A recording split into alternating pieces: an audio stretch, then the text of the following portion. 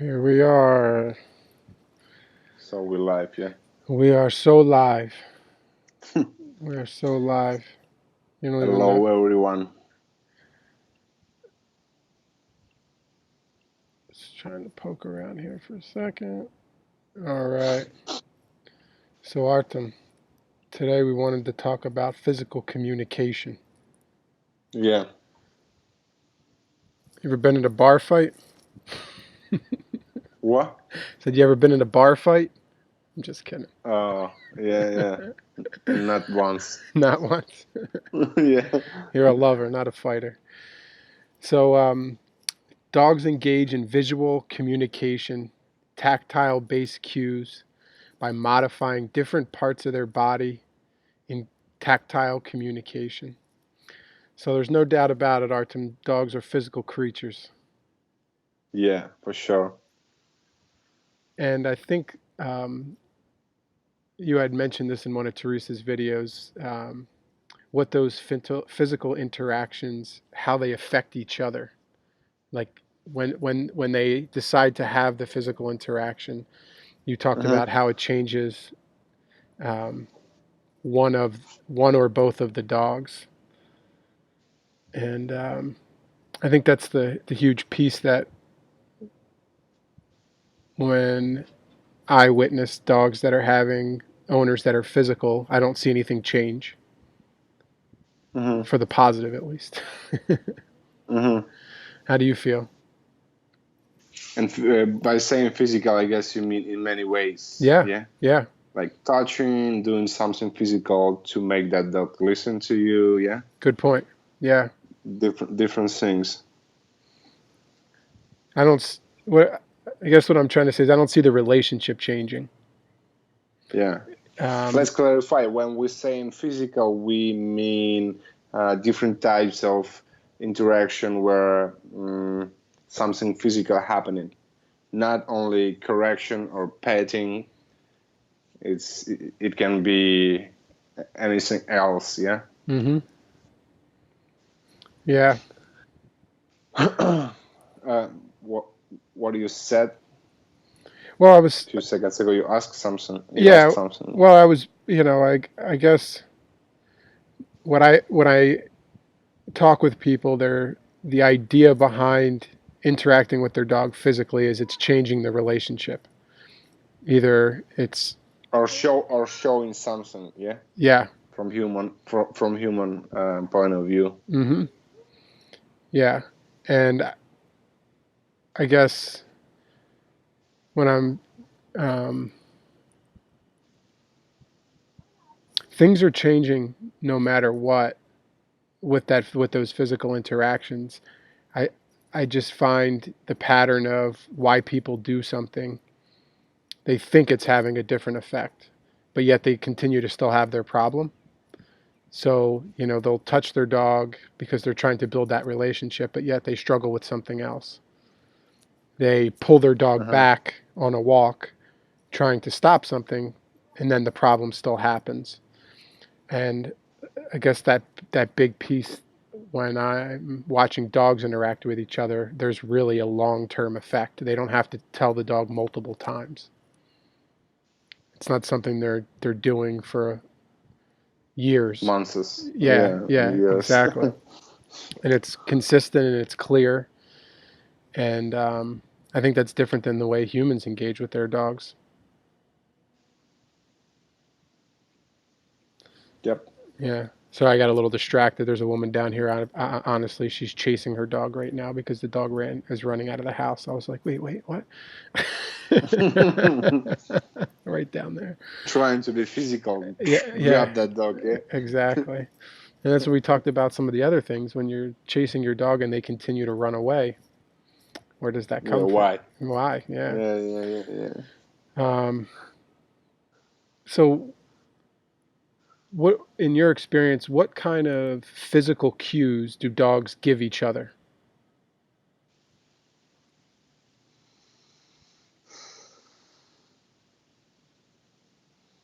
Mm,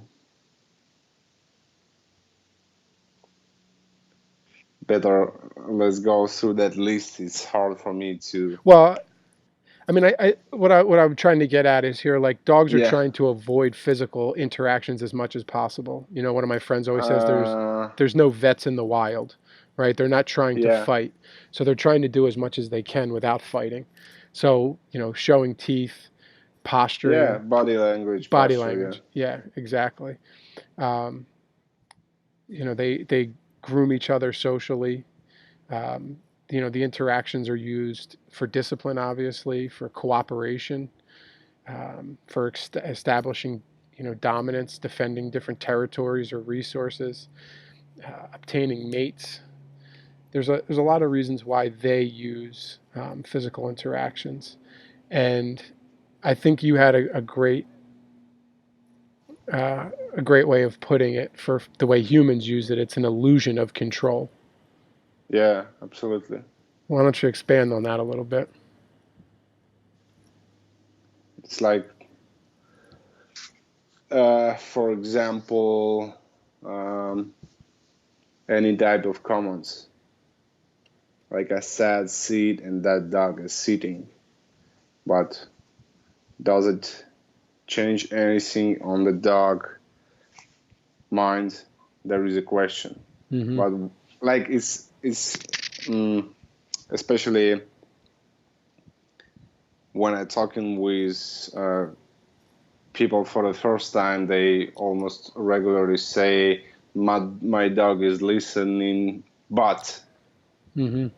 and then they tell a lot of things where they have behavioral problems, but dog listening in sit or down or wait and some kind of those things, or like some people saying, because I'm asking questions a lot before consultation, and I'm asking one of the questions, does your dog pulling you? Some people say mostly no. I'm I'm asking, is that dog pulling you or not? I need to pop that dog a few times on the leash and he is not pulling, and Mm-hmm. I should say heel, and it works for a minute. Yeah. So because people have that idea that we should,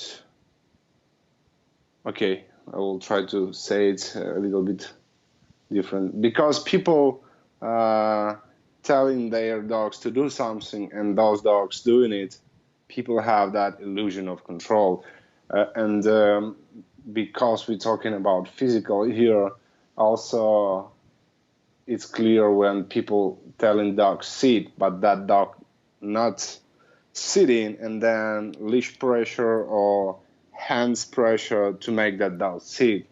And actually what's happening, we're making physically that dog to take that posture. And here um, again, here owners thinking that dog is listening, Mm-hmm. but it's just physical manipulation. Yeah. That's all. And it never lasts in my mind, from what I've seen. It never brings lasting mental compliance. Yeah. You're always just working on looking at the outside, never really looking at the inside. And if you continue to have that problem, then it's not really changing the way the dog is feeling. And that's where that illusion comes in. Well, he was sitting, he should know he was sitting. Yeah, but you've had to tell him every single day for the last 16 years. So it's not changing the way he feels about the situation. So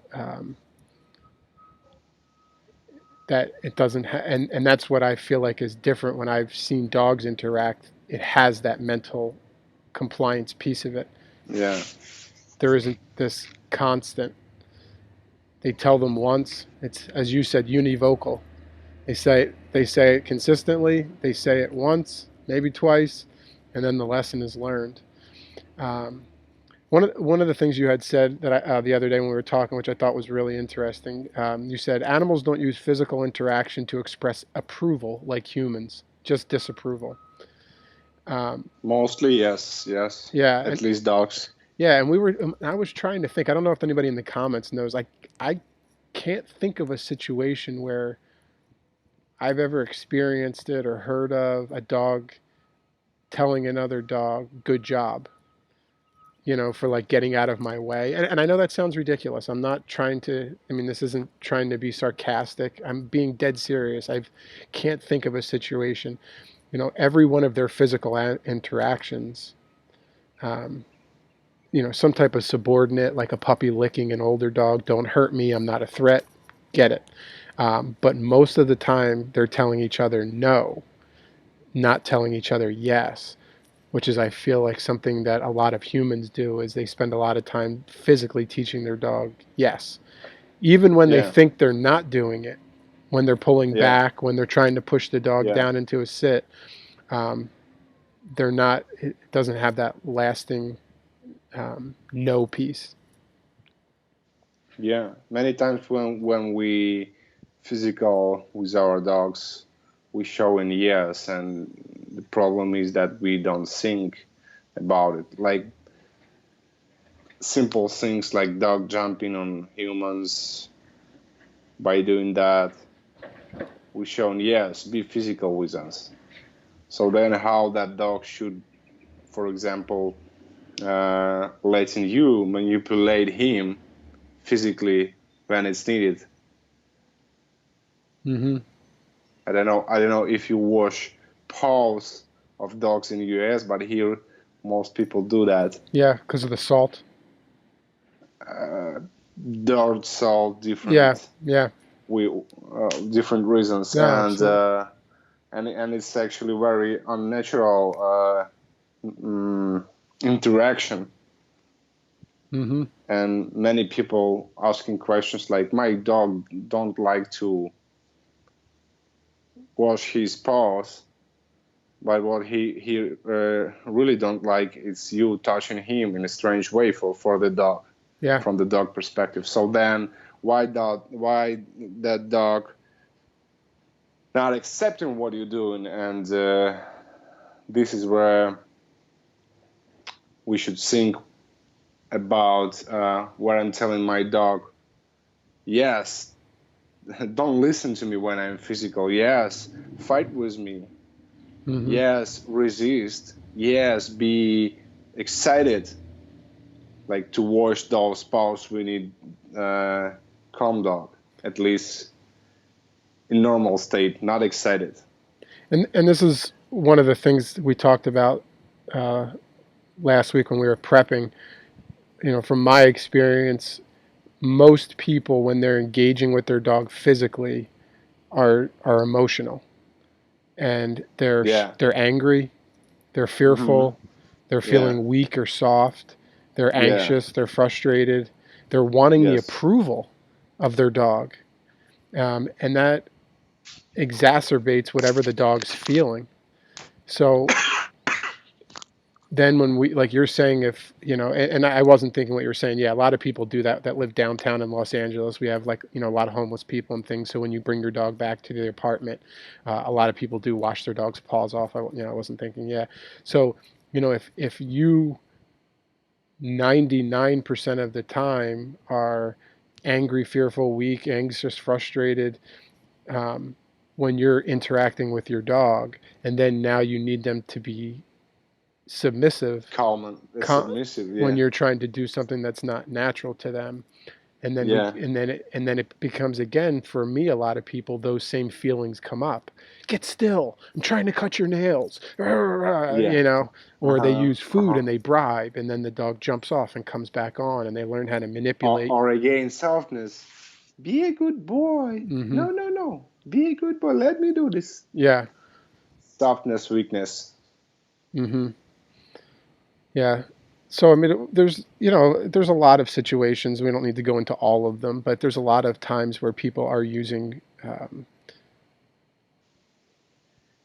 they're using physical interactions when they're not clear what the dog is thinking, and that's that phrase has been out. There's a phrase or a quote that's been around a long time, and it's, you get what you pet. And Mm-hmm. um, we talked about this in the personal space and some of these and some of the other videos. We don't have to go too deep Yeah. into it, but for me, most people are being physical with their dog when they're pulling them back from something, which is the basics of opposition reflex. If I go to push you, Artem, and you Yeah. don't want to fall, you go back. And then the same thing works with a leash. You pull on your dog's leash, and it makes them want to go the other way.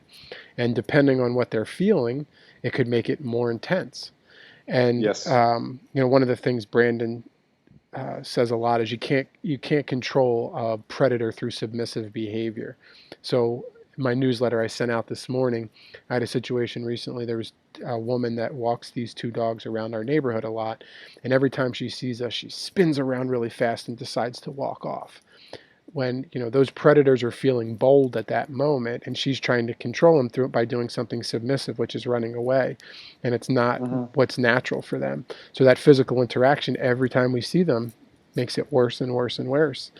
And you had mentioned a good one. I see this a lot, and what's funny? I see this a lot, Artem, by people that claim to be dog behaviorists. So people that are behavior socializing in behavior do a lot of that pull up and push the dog's butt down.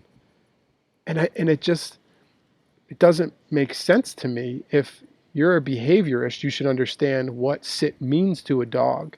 And if you produce the environment, you should get that result. I mean, right? Yeah, absolutely. Yeah. So we talked about a lot of people have problems with the front door, pulling their dogs away. Another time where we exacerbate, we get in there physically and we do something that pulls the dog away. Am I getting pixelated again? Oh, okay.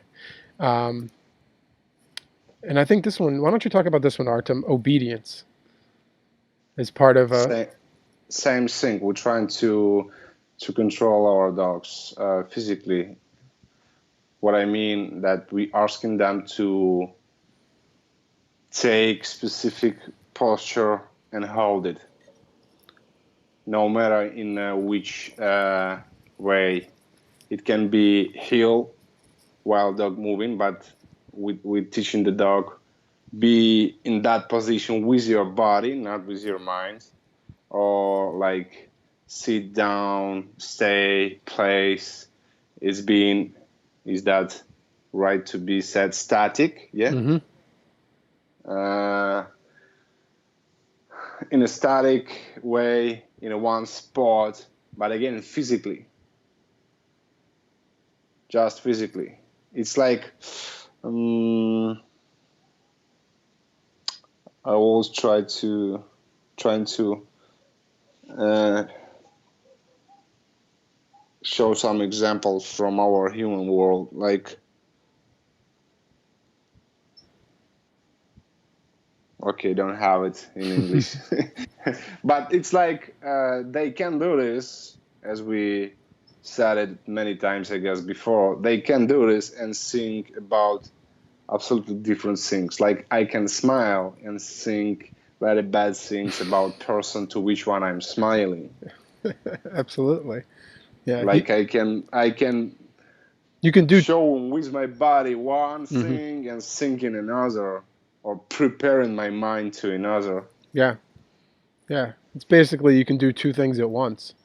Right? Yes. That's Yes. that's what it comes down to. And um, somebody said this to me like the other day, and I thought, or not the other day, sorry, a while ago, and I was thinking about it the other day, is that all obedience is avoidance training. Yes, absolutely. It's stay away from something, Yeah. avoid, but it's not the way. Not stay away, avoid. Avoid, yeah. So yeah, because that's what I was going to say next. I love how you always Yeah. correct my English. You're so good at that. Um, my wife's the grammar police too, so I'm used to it. Believe me, because avoidance in the animal kingdom, like Brandon says, has a danger component. It's a stay away from something.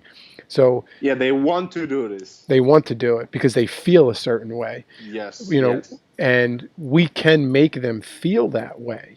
But if we're just trying to focus on how it looks and not how it feels, then you have, um, you're not looking through it with clear eyes, in my opinion.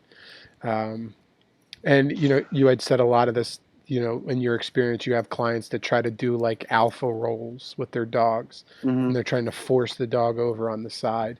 I mean, if it's whenever I've seen another dog do it to another dog, a more dominant dog, there's no force. They don't even touch them. It's just that posture. It's that belief in who they are, and you see the other dog say, "Whoa, I feel this.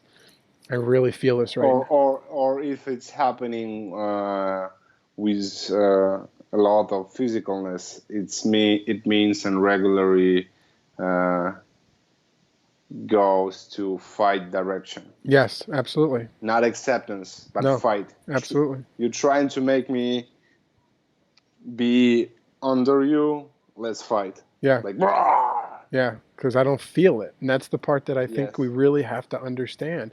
Our dogs can make choices, they have feelings, they are emotional. And when we're not getting the things that we need from that, just like in any relationship, we have to look back and say, well, what are we giving them? Where am I coming from? And, we had talked, about that alpha roll. I just see so many people get bit when they're trying to force, they've seen it on TV or whatever. And like you're saying, it just turns into a fight. It's not, the dog's not feeling it. And Yes. it's very threatening. So they have, in my opinion, every right to go back with what they need if they're feeling that threatened. Um, one of the other things you had mentioned too, um, and it goes into a little bit of the muzzles, um, tools in general, the way I feel the industry, especially, but also people, focus Hmm. very, very much on the physicalness of it. Right? You start with Yes. you start with a collar and a leash, and then the dog doesn't do what you need, so then you start going up the chain to the bigger and bigger sticks. What's your feedback? I guess all tools is just uh,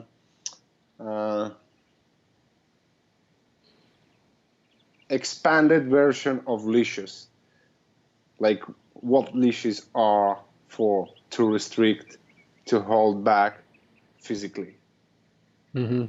So all kind of tools, like all kind of colors, all kind of e-collars, like e-collar fans or e-collar with the remote. It's all about, again, restriction and about physical manipulation. Mm-hmm. Yeah, and the tools. There is no nature component again in it. We Yeah, can use them. exactly.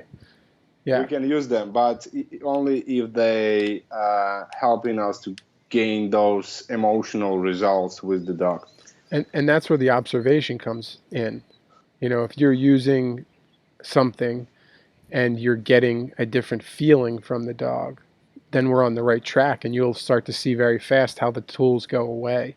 But if it's, Mm-hmm. if last week you're using the thing on the dog's face, and then the next week you're using the pinch collar, and then the next week you're using some other no pull, then it's a lot, a lot of external focus and not a lot of internal focus. You're looking for the Yeah, and again, everything is physical. Like boom on a neck, on a snout, mm-hmm. on a neck, but it's electricity. On a neck, but it's uh, Teeth. teeth. Yeah. Yeah. Metal teeth, And what do you think this is doing to our dogs, Artem? making them terminators. If we need more tools, or if we need to put more pressure with those tools, it means that dog not getting what you're trying to say with those tools. Mm-hmm. If the goal is to change behavior, and behavior connected to emotions and feelings, not to just physical, how to say, tactile senses. Mm-hmm. Yeah, so it should change again. Reason why dog behaving badly. Yeah. Yeah. It's a piece of the whole puzzle. So it's Mm-hmm. understanding, why the problem is happening, how the environment is affecting it, what the dog came with from nature genetically, and then putting the plan together. So when we understand why, it makes it way easier to do. Um, because I know why I'm getting that problem. You know, I've for the last couple of months haven't been doing as much physical fit training as I should have. I haven't been eating as well as I should have. And then as soon as I get home to my wife, she's like, "No," right? Like she lets me know like this is not. And so that, but then why? It's easy to be on the road and say, "Oh, well, I'm going all these places, and everybody takes me to their favorite restaurant," right? But that's not I could not order that. I can still get a salad. Those are still choices, you know. So, you know, it's part of a whole protocol of what's happening. You know, the tools are super helpful, but Yeah. you can't be reliant on them to change the way a dog feels. And interesting thing about tools, when I'm working with the dog and I decide to have that dragon leash on him, that means that I'm not controlling that dog mentally fully. Yes, So it's to be honest with I get that. yourself. Mm-hmm. Yeah, yeah. So that means that I'm not controlling that animal fully. Yeah, I get that. Same thing with muzzle, Mm-hmm. and it's okay.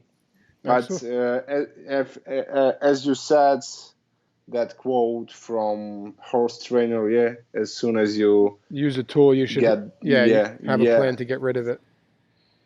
Yeah, I get that question a lot when people will say that to me. Why is that dog dragging a leash? yeah. And I mean that's because I'm not Brandon.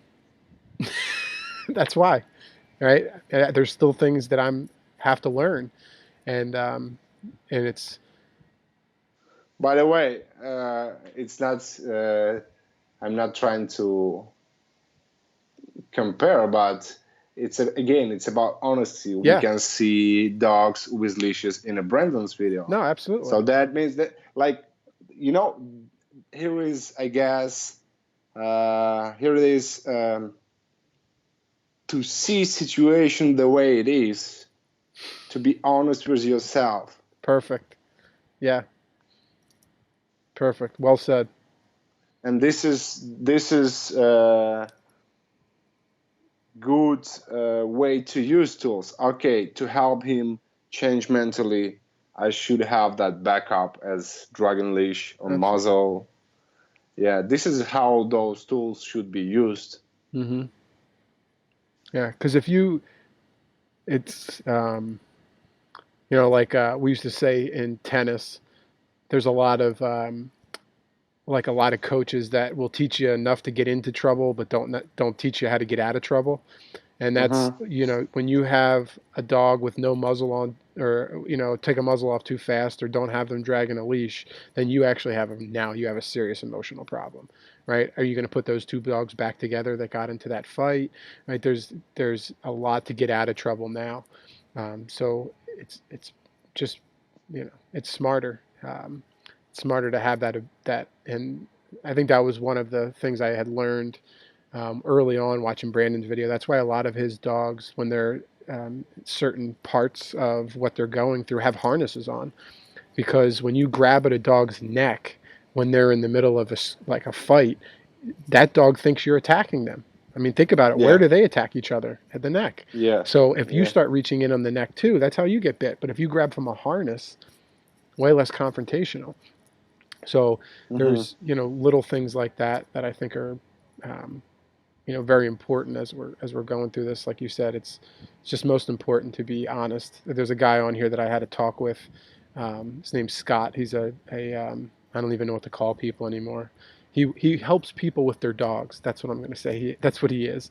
And he's did some consultations with Brandon too. And that's, you know, we had probably a 3 hour conversation the other day, and a lot of it was just that, both of us just going, yeah, I'm not quite sure about that. That's pretty interesting. You know, it's, you have to Mm-hmm. know, you have to be honest, because if you say the wrong thing, it's stuck with you. So, but I think that's the biggest thing right now. I think it's backfiring on people, is what we're trying to say, is the long term mental compliance isn't changing with all of the physicalness that we're doing with our dogs.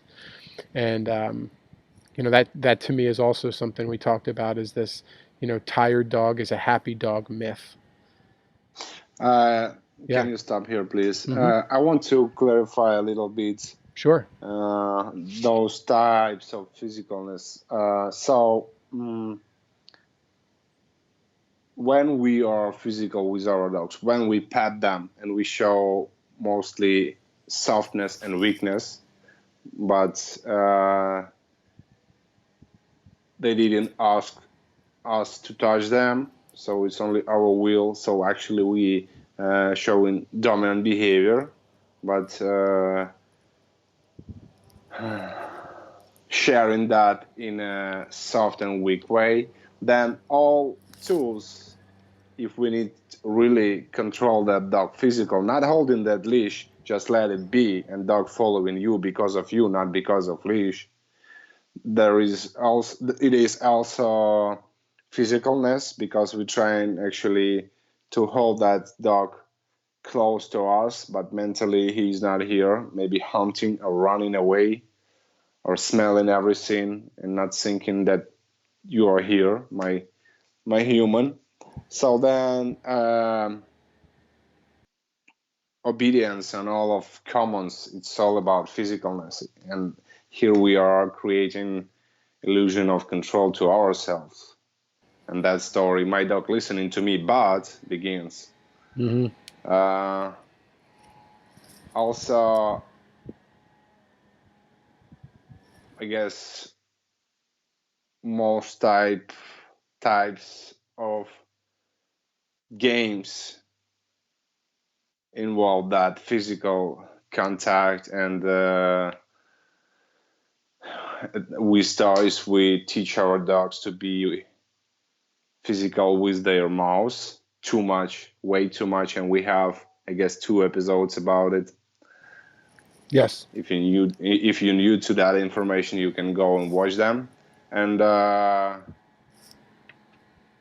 lot of people like to play, but actually to compete with their own hands and body with their own dogs. So then, in another situation, when they holding that dog on a leash, they want that dog to listen to them. But what they do before they go into the world, they compete, and we see it like a play, having fun, but it's actually nothing funny happening from the dog perspective. That dog learning to uh, compete, as Brandon saying, as soon as you challenge You ask a challenge dog to your dog, challenge you, you already yeah, lost. you're already lost. That thing happening. So this is, I guess, not all, but common things where we are physical, and in all of those communications, they learning something. Mm-hmm. It's not just going away. Like, we did it, it's finished, and we done. No, they get information about you, about who you are.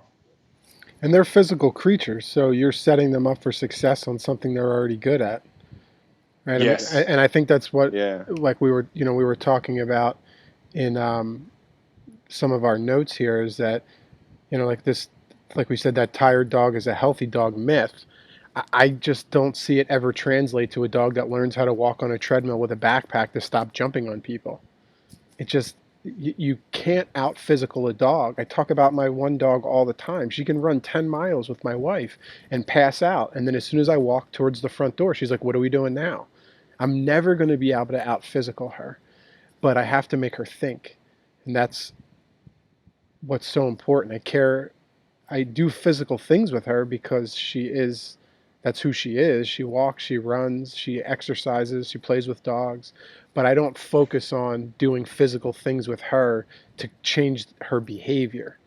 That just, I think you had said that about going to the gym and then becoming a better husband. It's not going to work. You can't do something physical and then change that part of the relationship. So, you know, Or to try make somebody who have uh,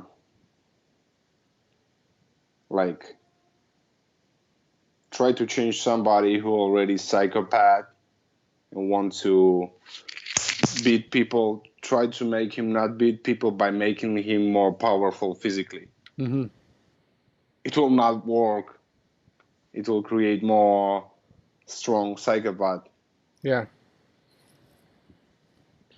Yeah. I mean, it's, you know, it's the basics. You know, you can't teach a serial killer just to kill certain things. Yeah. There's a feeling. There's a feeling in there. It's like, no, no, no. You're just allowed to kill bugs or birds. You know, no humans. Um, so, you know, I'm not saying that exercise isn't valuable. Obviously, your dog needs to get out. They're social creatures. They travel. They do things, but we're tricking ourselves if we believe. And in my experience, Artem, when people walk their dogs and the dog isn't feeling the way they need them to feel, it can make their problem worse. So you get up and walk your dog every day thinking, you know, I saw this on an episode of, you know, Caesar Milan, I got to exercise my dog. But if your dog is walking around the neighborhood like this, then what you're teaching Yeah. him is when you're in our space, in our environment around me, I want you to hunt. And I do it all the time and I practice it. And then a lot of people come back and feed their dog afterwards. So now we go out and hunt and then we come back and eat. So I care more about walking less, but how the dog feels.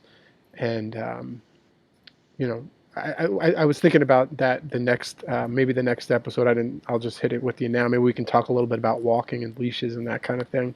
I think that would be something we haven't really talked much about yet. But so, I mean, those physical challenges, I just, you know, my dog will sometimes wear a backpack. It's because I don't really want to carry my keys. I don't want to get back to my van and say, oh shit, where did my keys go? Right? Maybe I'm carrying a bottle of water. It's a function to it. It's something she can do for us, right? It's something she's providing for us as a pack. This great service of being physically strong enough to be able to help us and be part of this cooperation. And just get that idea in my head while you've been talking about it. I'm having my backpack with me when I'm outside, and it's not changing me mentally at all. It's just for taking my things with me. That's all. Yeah, yeah, No matter how many kilometers I walked with that backpack. yeah, That backpack not changing me at all. yeah. Shoba, you had a question here about something to expand on, and it says tools can teach our dogs to become gladiators. I'm guessing that's what you were talking about. If not, then just let me know. But you know what we're talking about is, um, you know, I'll say it kind of from my perspective. Artem is like Mm-hmm. what a lot of people will say is just turn it up, turn the collar up. You're not shocking them high enough. You're not correcting strong enough, and then the dog is still not doing what you need them to do. Um, and then all that's doing is building a stronger callus on your dog. They're learning to tolerate more and stress, and then also physical pain. So that was my perspective of it, Artem, is that we're teaching our dogs more and more how to tolerate these physical challenges and Yeah. manipulation. Yes. Yes. Anything else you want to add there? Pretty good. Yeah. Okay. I put the link in for the playlist to our other episodes. If you're new here and some of these things that we're talking about, different episodes, you can click there and you can see they're all labeled. Um, so basically, what we're saying for me, at least, Artem, I don't want to speak for you, but I think a lot of it is just false advertising. When people say that, you know, we're going to put your dog in this 6-week obedient training or we're going to use this magic collar, if there's not a real behavior protocol, then you know, like you said, if I take you out and put your backpack on and then also give you therapy, then there could be some change, but the backpack itself isn't actually changing the way you feel.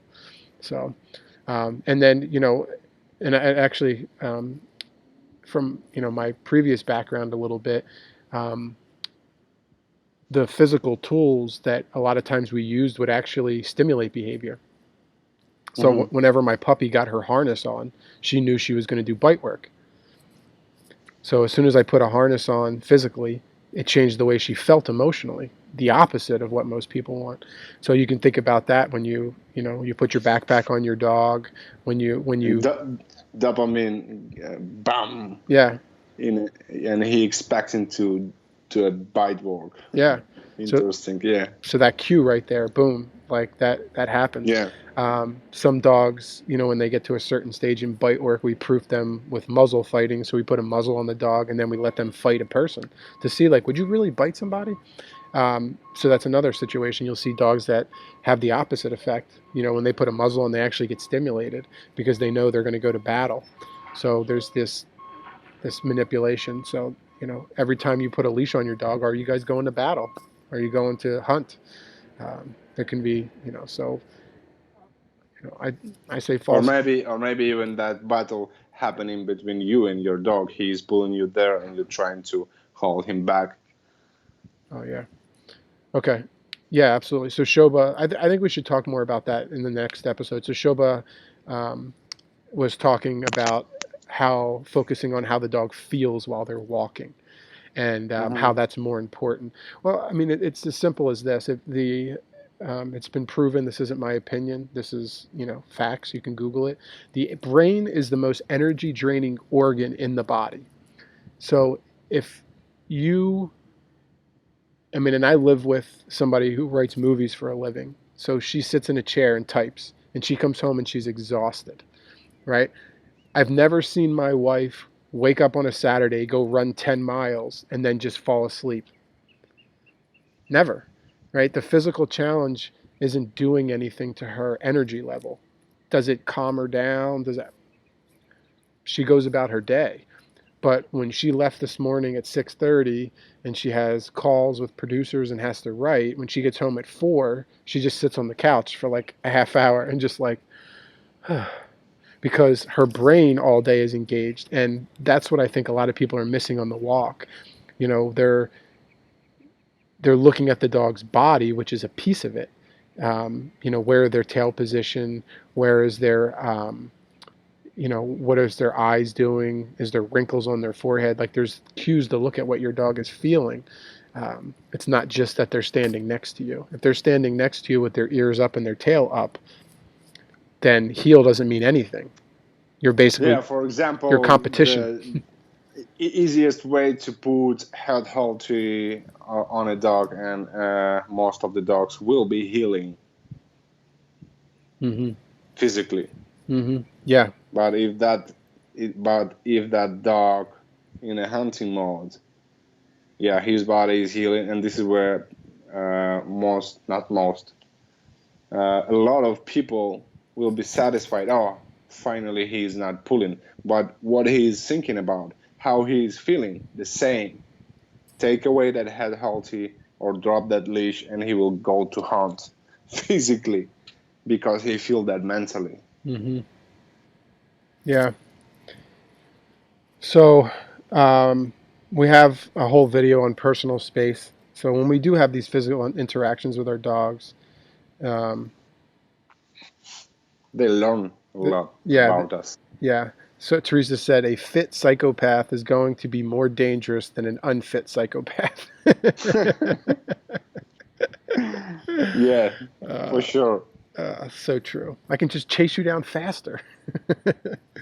um, so yeah, we just in these other episodes we've talked about how, because the common thing, you hear it and I hear it. Well, I got a dog, I want to touch him. Like I get that, but your dog didn't sign up to just be pet all the time. They have a bigger needs than just being physically touched. So you can look at some of those episodes. Like I said, I put the playlist in there about our protocol for calling our dogs to us, the way they feel when we're touching them, knowing how we feel and why we want to touch them, and so you can kind of go through that. And I think that's it, Artem. Do you know what time it is, Artem? It's Artem's final thoughts. It's on the screen I'm not now. sure. I'm not sure that I have it, Okay. but I'll try. I guess main idea for that topic is that we should focus more on observation, on observing our dogs when we have physical interaction. So then,